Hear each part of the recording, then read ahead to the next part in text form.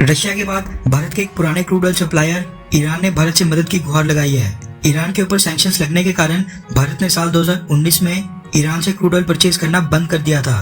तब अमेरिका के president Donald Trump हुआ करते थे। साल 2019 से पहले भारत अपनी जरूरत का 10% क्रूड ऑयल अकेले ईरान से परचेज किया करता था।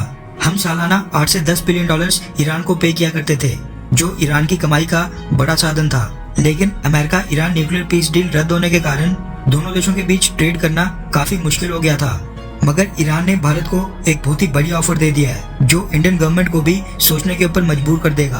आप सोचिए कि अमेरिका, ब्रिटेन समेत वेस्टर्न देशों ने जो रशिया के ऊपर सैंक्शंस थोपे हैं, वो ईरान के ऊपर थोपे गए सैंक्शन से कई गुना ज्यादा स्ट्रांग है। रशिया तो यूक्रेन के अंदर घुसकर वहां पर मिलिट्री ऑपरेशंस तक कर रहा है, जो टेक्निकली देखा जाए तो एक दूसरी सवर्न स्टेट को इन्वेड करना ही हुआ।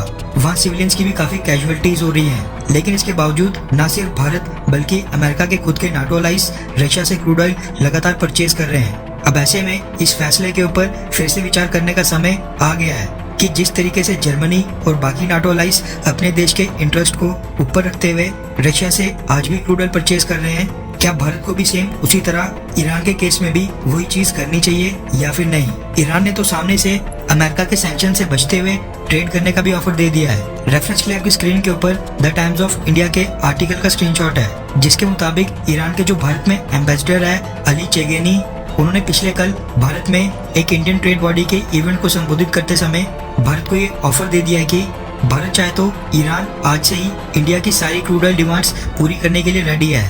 ईरान के एम्बेसडर ने भारत को बार्टर ट्रेड करने का सुझाव दिया है, यानी बार्टर ट्रेड के जरिए भारत ईरान से क्रूड ऑयल परचेज कर सकता है। जैसा कि हम सबको पता है कि भारत और ईरान दोनों देशों की करेंसी का इस्तेमाल अपने अपने देश के बाहर नहीं किया जा सकता है। ऐसे में इस तरीके से ट्रेड करने के लिए भारतीय सरकार एक लोकल बैंक का चयन करेगी, जिसमें एक वॉस्ट्रो अकाउंट खोला जाएगा। भारत और ईरान दोनों देश मिलकर इंटरनेशनल करेंसी की वैल्यू और एक्सचेंज रेट के आधार पर ये डिटरमाइन करेंगे कि ईरान की करेंसी रियाल की वैल्यू कितने रुपीस के बराबर है। ये डिसाइड होने के बाद ईरान उस अकाउंट में अपने रियाल डिपॉजिट करेगा, जबकि भारत अपने रुपीस।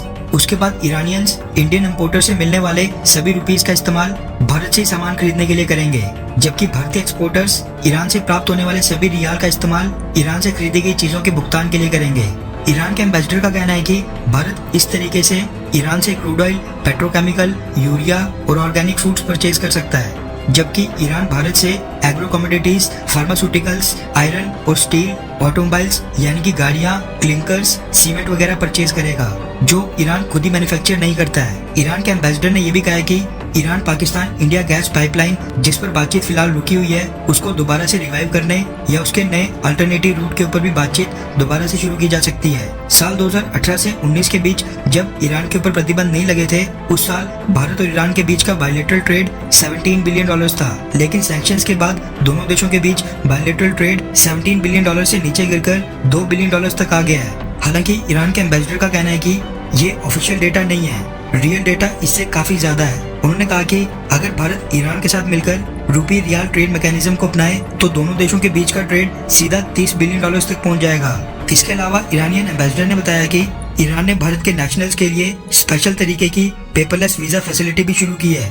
खैर, वैसे आपको क्या लगता है कि जिस तरह से रशिया के ऊपर कई सारे कड़े सैंक्शंस के बावजूद जर्मनी और कई नाटो देश आज भी रशिया से क्रूड ऑयल परचेज कर रहे हैं, क्या भारत को भी ईरान के ऊपर सैंक्शंस के बावजूद ईरान से क्रूड ऑयल परचेज करना चाहिए? हाँ या फिर ना? नीचे कमेंट करके अपनी राय जरूर बताएं।